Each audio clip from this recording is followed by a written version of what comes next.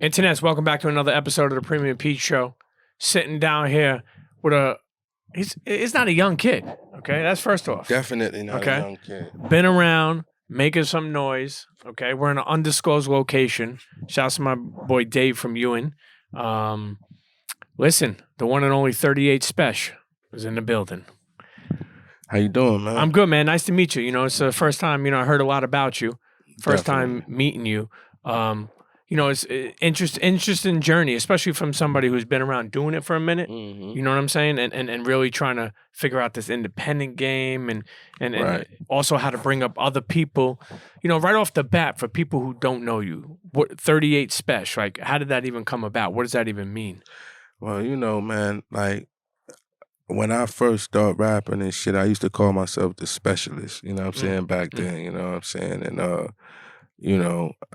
cats used to just call me Special for short. Then it went from that to Spesh, you know what I'm saying? And, I started rapping real young and shit. By the time I started playing with pistols and shit, 38 Special, I was already called Special. So when I see my name on the side of a pistol, I said, oh, yeah, that might stick. You were like, okay, this is some good branding. Yeah, some good branding. So, I cut it from 38 Special because it's a rock group named 38 Special. See, I didn't even know that. Yeah, it's a rock group named 38 Special and shit. To Spesh. To Spesh, you know what I'm saying?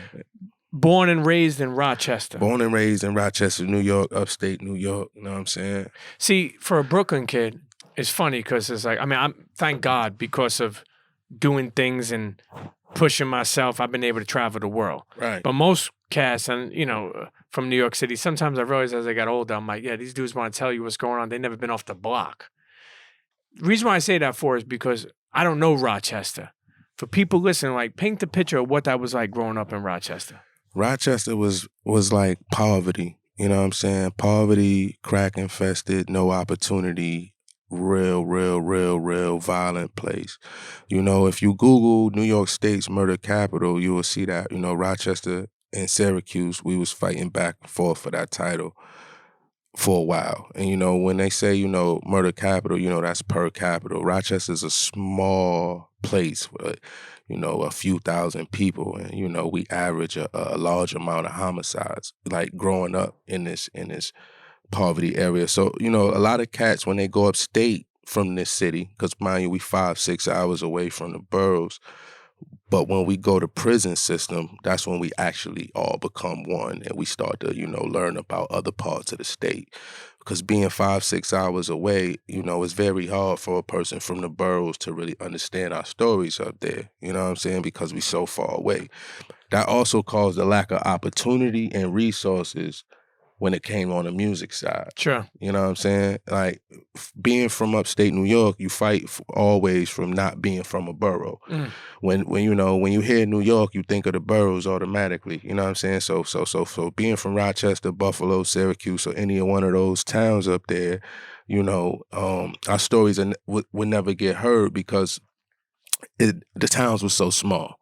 You know what I mean? It was so small. So, that always been a fight for us. We always had something to prove, you know what I'm saying? So whenever we got in this prison system and people heard Rochester, they thought like, oh, cows and horses. There must be cows and horses up there because that's the first thing you think. Because when you go on the road and you driving upstate, you looking on the side, you see cows and horses, but you don't realize like, nah, that ain't really where we at. That's the same shit. We see cows and horses too when they take us upstate. But nah, we in a small city that's full of poverty, drugs, and violence with no opportunity. You know what I'm saying? And so growing up there, it was Did you get you remember like a first job? Did you like work at like somewhere? Well, I never had a job. Okay, yeah. Like, I never filled out an application in my life. Yeah. You know what I'm saying? And now I take pride in that, and I, personally, I don't, think anything is wrong with anybody working and shit, but, the way I was raised, like the way we was raised, just the way that the hustle was as kids, we kind of worked for ourselves. Like, the way our blocks was set up, it wasn't like, one guy ran the block. It was more or less like you able to grab your own work as a 12, 13-year-old boy and go up there and learn how to manage your own. So with that kind of mentality as a kid, when I knew I could invest my money and go out there and figure out a way, it always gave me a boss mentality. Sure. You know what I'm saying? And you know, because every areas in every city has different hustle rules. You know, as a kid, you can't just step out on a block unless you under somebody or these type Sure, of sure. things, Who you with? or who you with and things of that nature. Like, you know, where I'm from, it was more or less free will, and if you had the ambition and the heart, that really determined whatever that you decided to do. And the thing about that is, you know, that kind of helped me develop a boss mentality and to kind of gain money management skills, and at the same time understand that, you know, working for somebody else just really wasn't, you know, my route. Sure. You know what I'm saying? Sure. So, You know, it's funny because I totally understand that. And even the way you put about growing up in Rochester, like I didn't look at it like that when you're not considered from a borough. You know, I learned right away when, you know, the time many years ago when, you know, I was away, I learned, you know, I met people all over from Albany. I didn't know Albany was rocking like that. Right. Syracuse. right, I didn't know that Rochester. right, And I met and I became cool with a lot of people, you know, because they were hustlers. You know, they unfortunately, you know, when you hustle and it's illegally, you know, there becomes repercussions, you know, and that sucks. But I will say this, and I don't want to like speed fast, but from being a 13-year-old kid hustling, right, getting arrested, and we'll go through all that, to now doing legit things. mm-hmm. It's a good feeling, man. It's a good feeling because your hustle. It may not sometimes be the exact money Mm-hmm. until you pile on and do other things. Because that's the thing. People think it's only rap. Oh, okay, 38 Spesh. He a rapper. He an artist. He a lyricist. Yeah, but it's more than that. Once you start making money, who knows? Maybe he bought a property. Maybe he bought a plaza. Now he's got money coming in from that. Maybe he did this. So the point I'm making is, what at my life finally being able to do all these legit things. Mm-hmm. When I was doing illegal things all those years, you always got to look behind. It just feels more freer. You know what I mean? Where I'm like, damn, I don't got to worry about this. You know, how has that been as far as like when you think about like a young kid, 13 years old out there hustling on the corner? I'm sure your mentality is the same or better, but you're like, you don't got to worry about that type of shit where like somebody will come and try to like, you know what I mean? Blast you. You know, it's the best feeling in the world. You know, you have more of appreciation for living a legit life when you come from so much corruption. You know what I'm saying? So, you know, to actually, you know, go from having to risk my freedom and dealing with consequences and repercussions of risking my freedom to actually that not being an option is like the best feeling that, you know, I ever acquired. You know what I'm saying? You know, growing up in the streets, when I was active in the streets, you know, I I never planned to actually grow to be the age that I am now. You thought you'd be dead? Of course. Yeah. So I lived life on those terms, just like all That's of my a crazy peers. day because I remember having feelings of that type style, and more so in the sense of like, it's crazy because I relate, meaning like in the sense of even pushing stuff where it's like you got stuff in the car and you're like, yo, if I like that's the thing. I've never been a dude, and I could tell you're that type of dude. I've never been a dude where it's like, you know, how people get knocked and they're like, they don't know what happened. Like it's like, nah, it's like I know what I'm up against. You know what I'm saying? So it's like if this happens, Right. this is gonna happen. But go ahead, finish. You know what you were. I don't want to cut you off of what you were saying. Yeah, but you know, long story short, man, you know, like it's just a blessing and it's real appreciative, especially coming from that lifestyle to actually be able to get up out of it. You know what I'm saying? And I'm really here to motivate the guys that's in that lifestyle to let them know that, you know, it's other options. You know, if you put your mind to it, you put your hustle to it. If you got the hustle inside of you, you can actually make a living. You know what I'm saying? And a good living. You know, you just gotta apply yourself. Sure, and keep an open mind. You know, Definitely. you 13 years old, wanted to be a rapper out Mhm. of Rochester, in the Mhm. streets heavy. Right. Who was your influence? Like you didn't grow up in a borough, right? Nah, I But didn't was grow the up in a borough, boroughs some but people that influenced you? well, of course, man, you know, like, you know, I had different moments in my life as far as musical influences. As a kid, it was all about lyricism. So, you know, my main influences as a kid was guys like Nas, Big Pun, Eminem. That was more of my, you know, early 11, 12-year-old, 13. But as I started to get more active in the streets, it started to become more of people that I could relate to.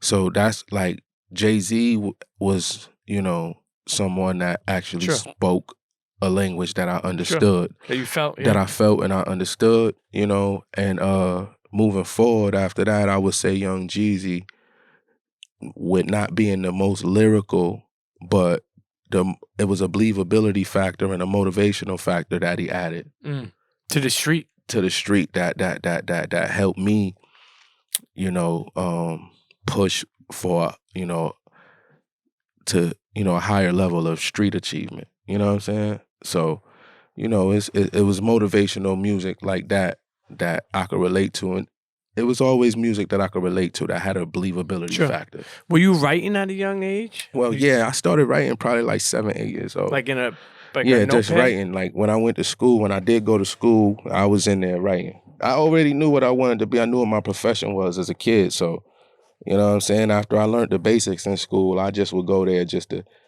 write rhymes and shit. You know what I'm saying? So, yeah, I started off early writing rhymes and shit. You know what I'm saying? Early, like 7, 8 years old. You know what I mean? Did you think that you could become an artist? Was there anybody out of Rochester that was hustling? It was that not was like one an artist? person. It was not one person that ever made $1 off of music, but it was a bunch of talent around me. It was a bunch of talent, but it was nobody that ever had a resource to monetize from off of their talent. So, you know, it was something that I knew I would eventually figure out, but I knew in between time I had to figure out ways and means to provide for myself. For sure. And I think that's, I mean, sometimes I feel like that even is a freelancer's style, like, meaning like, okay, you got some things coming in, but you got to do some of these other things to keep it. Like, I'm still like that. Sometimes I have longevity things coming in, but it's taking a while. So I need some like upfront stuff. And, you know, you try to, you know, the balance of that is tough, man, you know. But like I said before, too, being a rapper, you know, back then, I think a lot of people felt like it was just like an option to get out of the street, right? You know what I mean? If I can make it out of here, then I'd be good. I don't got to fuck with the street shit no more. But the problem is there's so much more than that. And we've seen that from so many artists. There's so much more than just being an artist. You know what I mean? But let's continue at a young age, this Rochester kid, 38 Spesh. You know, switch your name early before even a cease and desist came, right? You know what I mean? Yeah. You mentioned that show I was on my business shit because I knew like, damn, I couldn't run with that. Yeah, I knew I wanted to be a professional. Yeah, and I think in the future, you know, it would have came and tried to bite you, you know. Right. And I think it's funny too because sometimes I think whether you're from the street or whether you're just from the suburb, wherever you're from, you know, the decisions we make as a young kid, and it's funny because you're a young kid, so it's liable to make bad decisions. They sometimes come back and haunt you and hurt you. You know, I think about it, the mistakes I made as a kid, you know, willing to do this, willing to do that, all the wrong things, set me back a lot of years in my life. I lost a lot of years, not only just going away, just trying to get back to a person to grow my credit. I never focused on that. I was all worried about cash, you know, little things that I didn't learn. So like we were smart and we were on point. But at the end of the day, I don't think we made the best moves. And I'm sure you could say that too. You know, you learn, you know what I mean, as you go. You know, because even cash, like, you know, I think a lot of people are realizing how much credit is important. You know, like cash to a lot of people is cow, and I get it. But at the end of the day, it's like, you know, it wasn't really taught, so we didn't pay attention to it. You know, I also found out that you have done a lot of work or friends with, which now we know as Griselda, Westside Gun, Conway, Benny the Butcher. You obviously done did you do a whole album obviously with Benny the Butcher? I did a whole project with Benny. In what, 2018, I believe. Definitely. Right? There's this song I was telling you before. Actually, hold on. I got to put these lyrics up because I was like, yo, hold on. I was like, yo, this joint right here. And I may play a little snippet of it. Let me, you know, hold on. Let me see which one this was. I swore I took okay, here we go. And here we go. It's called Driver's Seat. 38 Spesh. and that boy Benny the Butcher. Okay, let's take a quick listen. Everything I own came out the kitchen. I was about my business since 2000. Had trap houses hit. I'm down to get it. We was kids playing and found syringes. Let's go. I lived it. That's why the shit I'm saying sounds specific. Bullshit, walk a mile a minute, nigga. Money talk. Money and talk. For that money, turn your buddy to a bloody coat. But I'll tell you one thing, man. Now you and him are going back and forth. Right. You know, I don't know whose verse is who verse, but if you remember, I'm gonna start this thing off because I love when lyrical dudes like this go back and forth. The beat is who produced that? Shout out to Choop. He from Rochester, New York too. Choop, the producer, made that. Choop, I don't know you, but damn, that was a problem, that beat. Okay, so keep it going. I'm sure he's working with a lot of other artists. He's still working with you? Definitely. Yeah. Shouts to Choop. It says everything I own came out the kitchen. Right. I was about my business since 2000. Had trap houses hitting. Facts. Okay. All right. I'm down to get it. We was kids playing and found syringes. Let's go. I lived it. That's why the shit I'm saying sounds specific. Bullshit walk a mile a minute. I'm not gonna say that next word. Money talk, and for that money, turn your buddy to a bloody corpse. We get crafty where the money's short. Let's go. I get a spot out of town, then run around like I'm from these parts. With bricks and a Mitsubishi panel, the hustler's instincts that I rarely channel brought me home like Mickey Mantle. Enough cake to blow out 50 candles. I get bricks from a kid named Fernando that wear Dickies and flannels. Okay? Talking numbers, speaking Espanol. State your name when you meet me and watch your hands when you creep. The Sopranos. Side note, Combat sat down with like West Side Gun and Conway. I don't think I ever met Benny. I spoke to his manager a couple times. We were supposed to sit down. It's so funny how he has that BSF, Black Sopranos. I'm friends with all of the Sopranos. I was telling them, like, I got to get this dude to give him a shout. You know what I mean? But yeah, so listen, when you hear lyrics like that and you go back and forth, first off, you knew him like for years before, like when people think of Griselda right now, you know, because these kids been working for a while. You know, you met Benny first. How did that relationship come? Me and Benny actually go back over 10 years, probably 2006. You know what I'm saying? So it was, you know, you weren't in the system with him, about right? 14, 15 years ago. Nah. But I used to go up to Buffalo and record because Buffalo and Rochester 45 minutes away. Copy.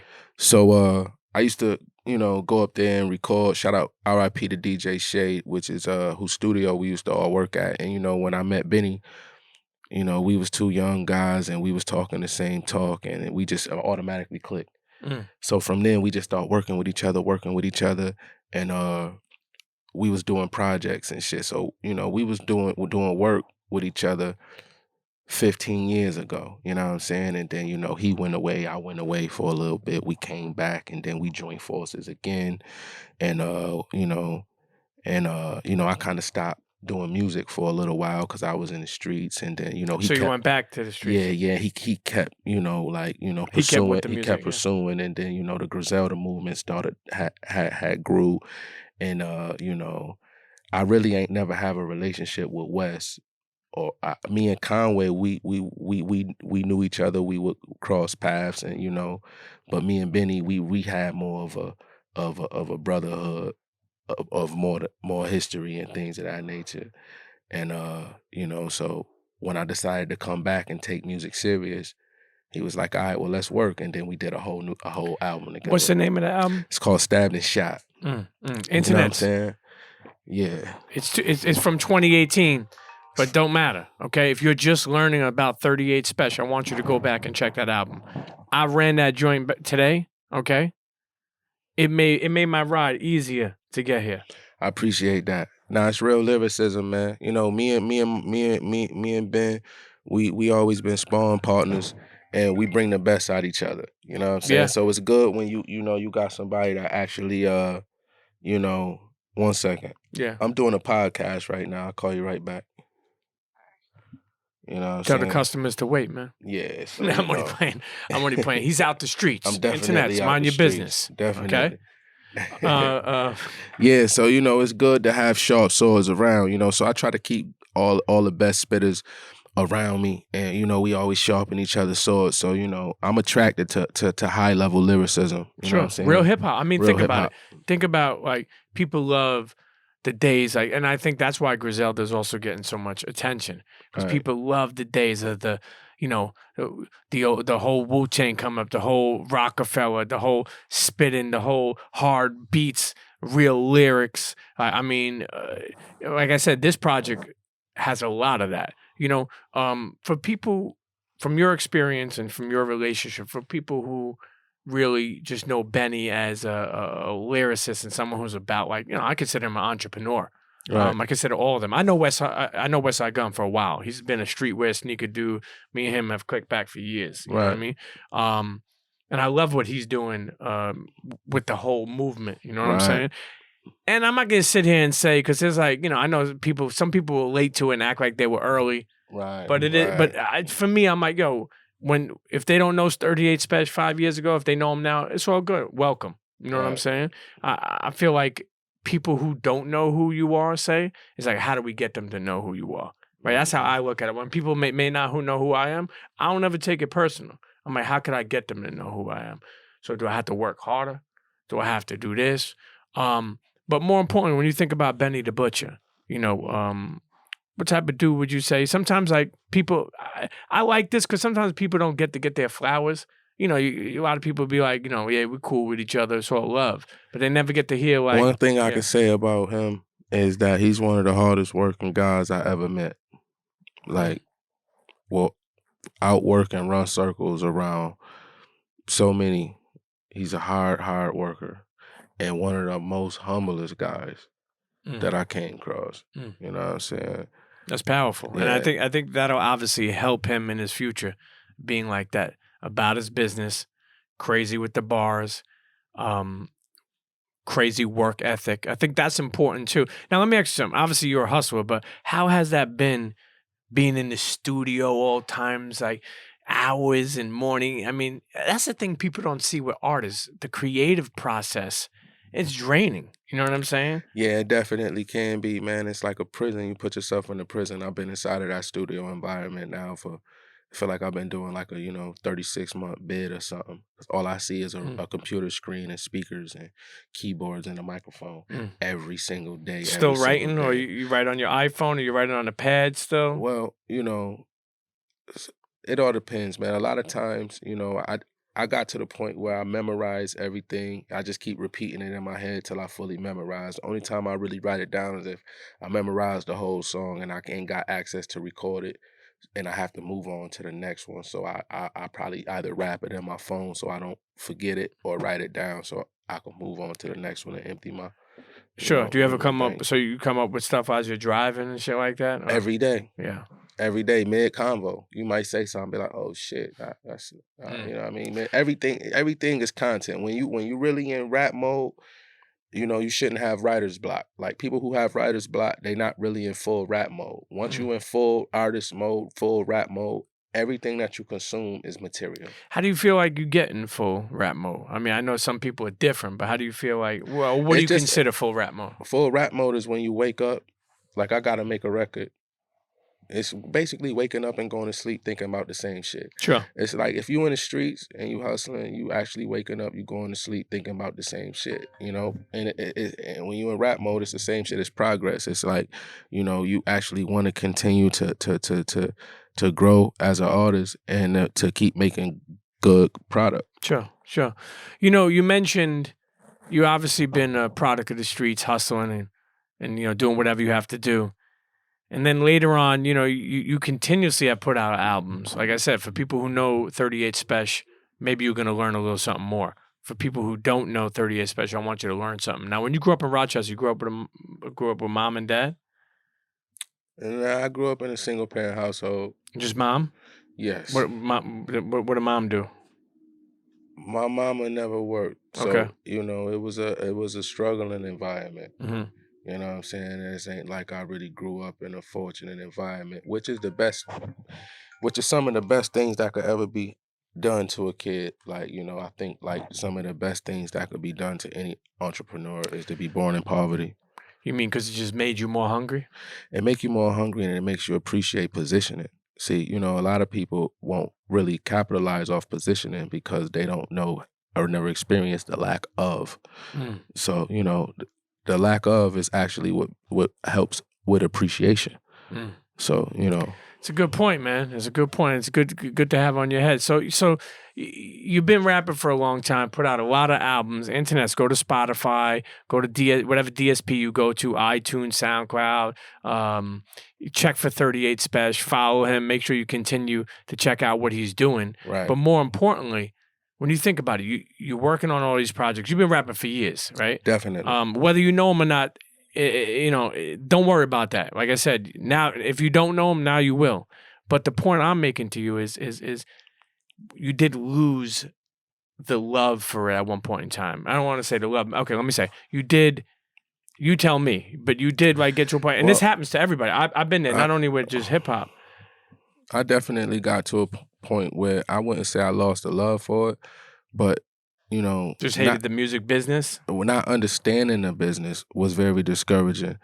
And you know, when you're discouraged or you're doing something that you're passionate about and you're continuously spending money on it, and you're risking your freedom or whatever the case may be, and you're not, you know, monetizing off of your craft, it becomes discouraging. So I had really got to a point, you know, where you know I was like, you know, I'm not gonna go as hard as I would with the music because I didn't understand the business, how to actually capitalize or Sure. You know, but I had to fight through that.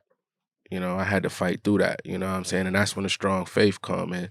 You know, it wasn't that too much longer after that when things actually started turning around for me. Do you feel like you had any mentors around you or somebody that could really guide you in the business, in the space, in where you're trying to go, in what you're trying to do, and with the talent that you have? Do you feel like you had any mentors at that time? Nah, not that understood the business because, you know, it's like I had mentors far as that understood music. You know, shout out to Green Lantern. Shouts to Green Lantern. Shout out to, you know, the guys that I've worked with musically coming up. How has Green Lantern been a part of your journey? Well, I met Green through his road manager. I'm actually a producer as well. That's right. I heard that. So not only are you an artist, you're a producer. Yeah. So and an executive. That's basically, yeah, definitely. So what happened was Green road manager, I met him on my block. He found out that I made beats and took my beat CD to Green. Green said if a 16-year-old made these beats, I need to meet him because these beats is crazy. So when I met Green, you know, he admired the fact that I had that talent as a producer. He didn't really look at me as a rapper, but he kind of took me under his wing and would let me like carry his crates in the club so I could, you know. Sure. You know what I mean? And like just have me around the studio sessions and shit like that, you know. But I always disappear, go back to be in the streets for a while and shit, you know. So, you know, I actually seen him make the transition from being in Rochester, putting out music to like, you know, moving to the city and getting a shady deal and, you know, the whole process. So that right there was real motivation to me to let me know that, you know, a person where I'm from can get some kind of notoriety for the talent. So, you know, I definitely thank him for actually, you know, bringing me around and showing me that it was bigger things outside of that small city. You know what I'm saying? And so far as mentor-wise, with that, you know, I definitely had that, you know. Shouts to Green Lantern, man. Shout out to Green. He's a good dude, man. Right. You know, when you think about it, you get a moment where you're like, yo, you know what? I'm discouraged by this music business. I'm going back to do what I do. How the fuck did you get back out? Meaning, like, what made you, like, say, like, all right, man, I'm done with this shit again, like, you know, and then go back to focus on your career and start doing more and more, what you've been doing, you know what I'm saying? You think about it, 2018, you have the project with Benny the Butcher. You also, didn't you put out Kool G Rap, yeah, Kool G Rap album that same year. Yo, shouts to Kool G Rap. Shout out to G Rap. Okay, how did that even happen? I made the album in 2014 with G and held on to it for 4 years due to the climate of music. What made you mean you just weren't happy with the way that music was sounding? It wasn't really about lyricism. The sound of music was more people, New York was losing its identity for its sound, and I didn't really feel like it was time to put out an album with Kool G Rap. Yeah. But I knew that, it would be time. So when 2018, things was changing. It was coming back to where people were making, the music that I grew up to. So that was the time that I felt was good to release the project. And how did you and Kool G Rap link? Through DJ Premier. Shout out to Primo. Shout out to Premier. When I first started to take music serious, before I would, get discouraged and, disappear off the scene back in like 2010, I started off buying beats from Primo and Pete Rock. That's how I came in the game. And me and Primo formed a relationship through, us doing records. And I told him that how much respect I had for G Rap, and I wanted to do an album with him, kind of like a album paying homage. And he actually reached out to G through Domingo. Shout out to Domingo. And me and G, we linked up and started off with one record over a Primo beat. Then I presented G with the idea of me and him doing an album, and we started working on it. And every song we did, we did together. You know what I'm saying? So, you're going to hear me and G going back and forth. We was in the booth together. We sat down, crafted together. It was no emails and nothing like that. We really sat down, we vibed. You know what I'm saying? Just a one-on-one building session Facts. with the legend Kool G Rap. You know what? Let's take a quick break. We're sitting here with Rochester's own 38 Spesh. You could just call him Spesh. We'll be right back. Don't go nowhere. CHEA. Yeah, what up? Internets, what up? Internets, what up? You are now locked in. You tuned in. It's going down. I'm with my brother, my homie, my family, my guy, my paisan, Premium Pete. It's going down. Don't go nowhere. Stay here. Real talk, real artists, real guests, real conversation, real wine, real side smoking in the side room that you can smoke in, real cameramen, real questions, real everything. Don't fucking go nowhere. Internets, we love you. Premium Pete Show. Ghosts. And we're back sitting here with 38 Spesh, Rochester's own. You did an album with Kool G Rap. Mm-hmm. You did an album with Benny the Butcher. Mm-hmm. For those who don't know, who else did you do an album with? Or even not only album, just even like features. I worked with a lot of people, man. You know what I'm saying? From Styles P, Jadakiss, Pete Rock, Preem. Shouts to Pete Rock. It's a long list of people that I work with. From Now has. When you think back, I mean, you've been around. Two things I want to ask you. What would you say so far in your life? I mean, you're still a young 35, right? 35? Definitely. What would be the highlight of your life so far? You know what I mean? That you feel that you accomplished. Like, the highlight is to be able to start when I started being able to make money off my talent and start to get recognition. Yeah, start understanding the business has been the highlight of my life. You know what I mean? And what would you say was the lowest moment of your life? Whew, I had a few of those. But they made you who you are today. You know what I'm saying? Definitely. Lowest moment would have to be when, incarceration. Yeah. You know what I mean? Yeah. Definitely. You also have 2 daughters and a son. Definitely. How hard has that been, when you mixed up in the streets and you're doing things like you have to leave them sometimes. I miss my daughter's first day of school. Sometimes it haunts me, but then I'm like, damn, I did so much since. She's going to be 21 now. I made up for it. Mm-hmm. But, how has that been like having kids? Did that like kind of like make you look at life through a different lens? You know what I mean? Nah, of course, man. It added a high level of responsibility, man. You know what I'm saying? And, it definitely helped slow me down. And think about my future and, just thinking about, longevity with my plans. Sure. You know what I'm saying? And being able to provide for them. Definitely. Now, you said you grew up with just moms. Did you ever meet pops? Yeah, definitely. Yeah, you got a cool relation? Yeah, I would say so. It just, It just we really wasn't around each other. Sure, I get it. I You get know? it. I ask that only because it's a, as a parent, I'm very big on parenting, and I know, even my father was there, but there was a point in time he lost his job. He had to work 3 jobs for like 4 or 5 years. I never really seen him. Right. I'm not gonna lie to you, it affected me a little bit because it was like right around the teenage years.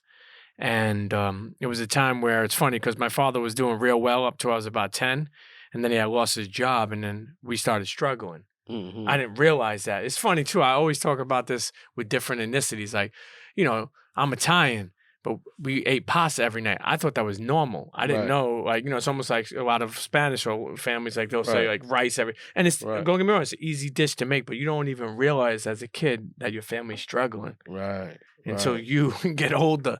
But yeah, it's important, man. Just being in I try to be in my kid's life because I remember those moments. You know what I mean? I always come up with this thing called presence over presence. Like just being the presence is the best gift you could ever give them. I mean, they're gonna like iPads and all the gifts and shit like that. But your presence will be the best gift that you could ever I give. completely agree.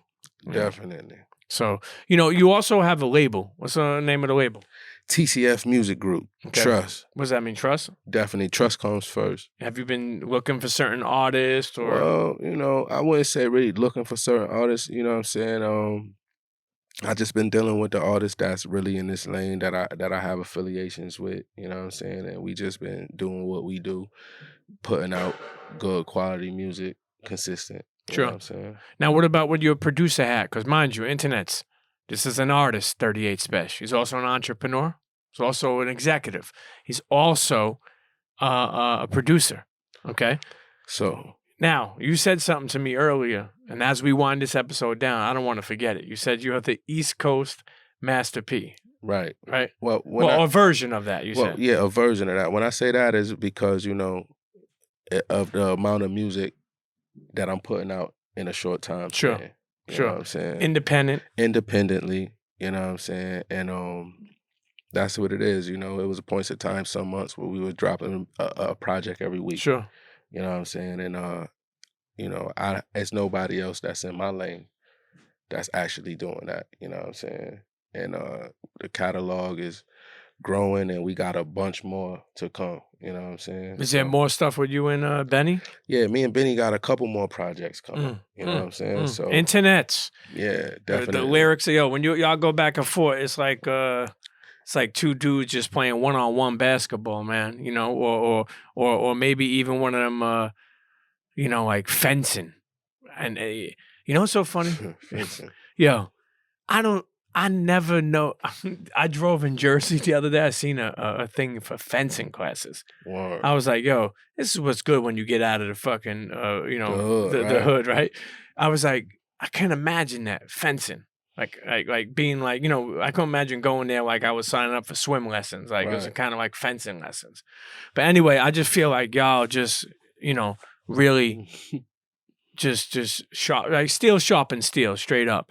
When you mentioned Master P, was he an influence to you? Definitely, you know what I'm saying? Big influence, you know what I'm saying? Early, you know what I mean? I remember the whole, Bout It movement. Yep. And, it had a big effect on my town and shit. You know what I'm saying? I didn't really understand the power of independence or what he was actually doing until I got older and started to study, you know what I'm saying? And he's definitely one of my mentors, you know what I'm saying? As far as that, RZA would be one of my mentors as well on the production side, as far as putting out producing everything around him and, putting out projects with all his homies and shit like that. So it's kind of like, those is kind of two different mentors that I pull from. Sure. Pardon me. My last question is going to be, how do you balance being a producer, being an artist, and being an executive? Like how, sometimes shit sounds good, but it's hard to balance. How have you been able to do that? Well, that's a good question, man. I think like most of the day I'm an executive and shit. You know what I'm saying? And I just do the music purely off of energy. So I never forced the music. Sure. So, you know, throughout the day, I'm an executive all day, and then whenever the energy comes, you know, I allow myself to create. Sure. You know, what would you say people like who don't know you? What would you say your music's about? Just real life shit. Just real life.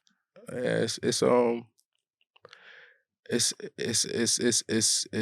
painful, it's motivational, and it has a strong believability factor.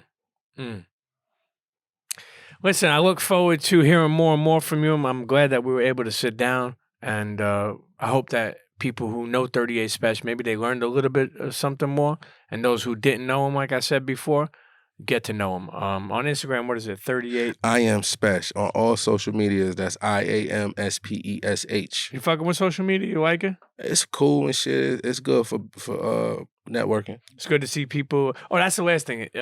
Did anybody, when you were away, did anybody come see you or put money in your commissary that like that surprised you? You know, like I remember when I was away, like a couple of people came I never expected to came. And just show love and support and put in money. You know, sometimes you'll get people that like stray away, like people that you thought were like your people that stray away, and sometimes you get like people you never expected to come visit you, put money on your books, or do something. Do you remember those moments? Yeah, most of the people that I expected came through, and I really ain't have too many surprises. You know what I'm saying? Like, you know, everybody that was riding for me, you know, basically was riding. Sure, and made sure you had the honey bun. Were you in the time when there was a William Perry refrigerator? You know, the William Perry honey bun? It was like the humongous honey bun. Nah. Smoked baby clams. Smoked baby clams, definitely. Mm-hmm. All that calamari. All that shit. Internets, 38 Spesh. Like I said, all the best. Continue to sharpen steel with your comrades. And like I said, it was great to meet you. I'm a fan of the work, and I hope people tune in and really get on the journey with you. Right. Yeah. I appreciate you having me. Internets, 38 Spesh. Trust. Peace, brother. Definitely. Right. Yeah.